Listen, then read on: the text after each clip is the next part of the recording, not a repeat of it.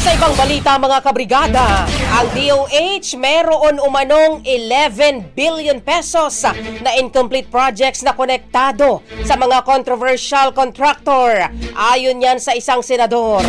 Brigada Ann Cortez, ibrigada mo. Brigada Live Report. Ibinahagi ni Senator Win Gatchalian na base sa datos na kanilang nalaman, tinatayangan nasa 11 billion pesos ang kabuang halaga ng mga incomplete infrastructure project sa ilalim ng Department of Health. Ang ilan nga sa mga proyektong ito ay konektado pa raw sa mga controversial contractor katulad ng Diskaya. Pero maliban dito, ikinuwento niya na may naitala rin silang haunted hospital dito nga sa Pilipinas na halos nasa 390 na rin ang bilang. Ang haunted hospital na binanggit nga ng senador ay tumutukoy sa mga ospital o di kaya health centers na nagawa ang istruktura pero wala naman taong nakakagamit nito.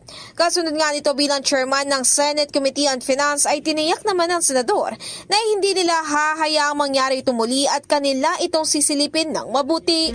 In the heart of changing lives, ako si Brigada Ann Cortez ng 105.1 Brigada News FM Manila, The Music News Authority. Ang bahaging ito ay hatid sa atin ng Yummyvit ES2 Oral Drops. Simulang tuparin ang pangarap ng iyong anak. And stunting now.